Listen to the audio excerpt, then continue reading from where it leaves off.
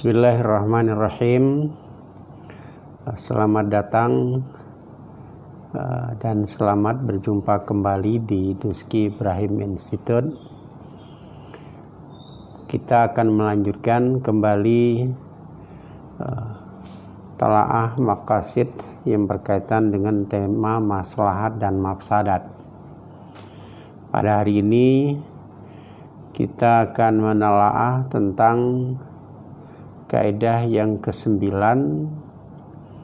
yang berbunyi al-ahkamul masru'atu lil masalihi la yustaratu wujudul maslahati fi kulli fardin min afradiha bihaliha.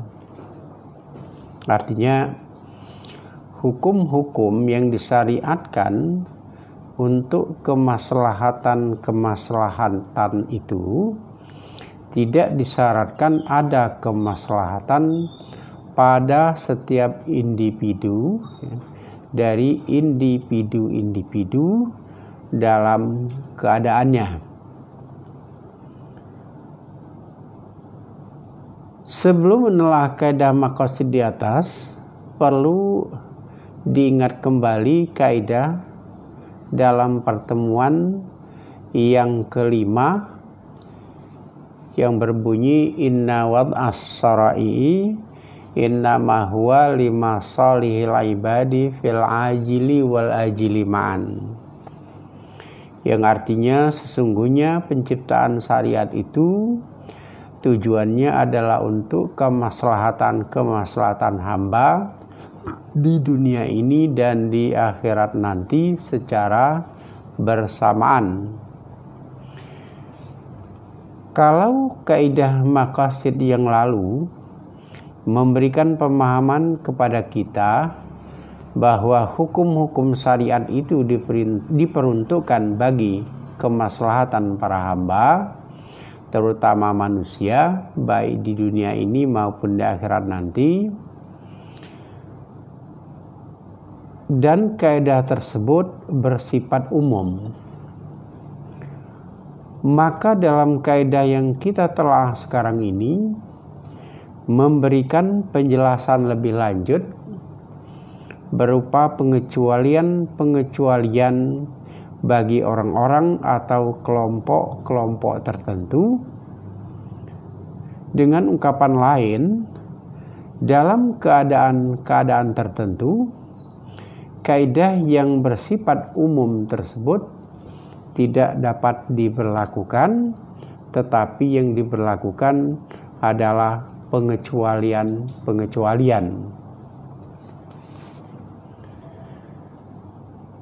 Saudara-saudara sekalian, perlakuan untuk orang atau kelompok semacam ini itu diberlakukan hukum lain yang juga didasarkan pada dalil-dalil syariat yang sah atau valid. Dengan demikian, pada prinsipnya bahwa hukum itu ditujukan bagi mayoritas atau kebanyakan orang, tetapi dikecualikan bagi orang-orang dalam kasus-kasus tertentu yang jumlahnya sangat sedikit. Terkait dengan ini, Imam As-Shatibi mengemukakan kaidah yang berbunyi al-hukmu lil katsiril ghalib la lil qalilin nadir. Hukum itu diperlakukan untuk orang-orang banyak dan mayoritas, bukan untuk orang sedikit atau minoritas.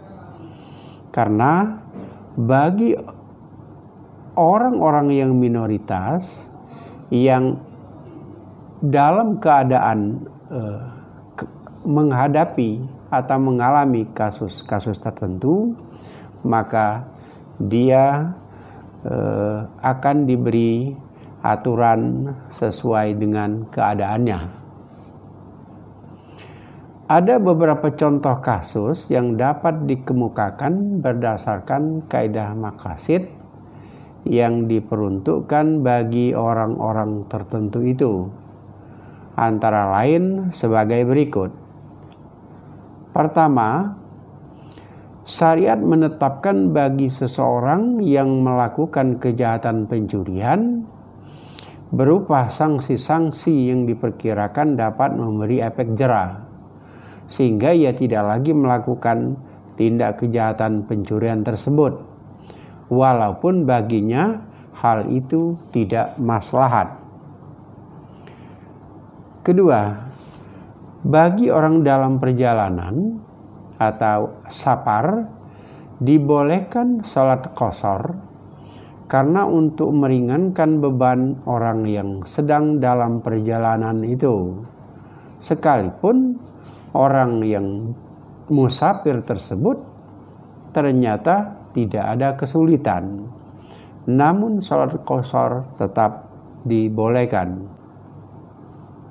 Selanjutnya, ada contoh lain, yaitu dibolehkan transaksi qarad atau mudharabah walaupun menyalahi qiyas, karena transaksi semacam itu dibutuhkan oleh masyarakat dalam pengembangan sektor ekonomi.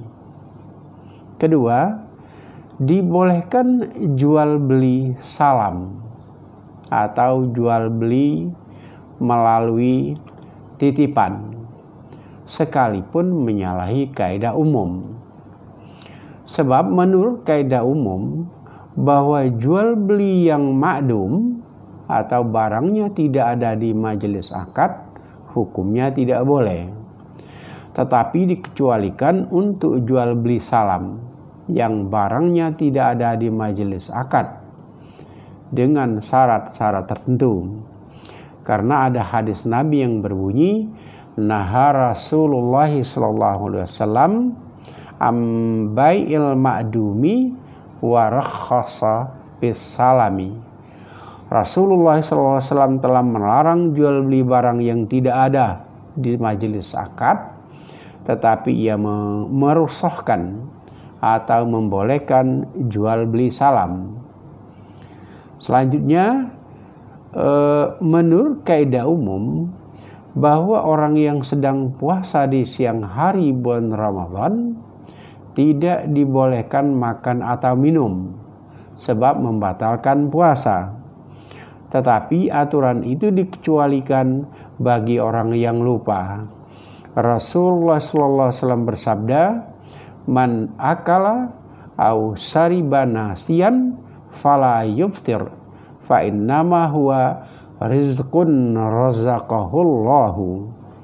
Artinya, siapa saja yang makan atau minum padahal ia sedang berpuasa di bulan Ramadan karena lupa, maka tidak batal puasanya. Sesungguhnya yang demikian itu adalah rezeki yang diberikan Allah untuknya. Saudara-saudara sekalian, demikianlah pertemuan kita pada hari ini dalam kaidah yang ke-9. Insya Allah kita akan berjumpa lagi di pertemuan yang akan datang. Wallahul muwaffiq ila aqwamit thoriq. Assalamualaikum warahmatullahi wabarakatuh.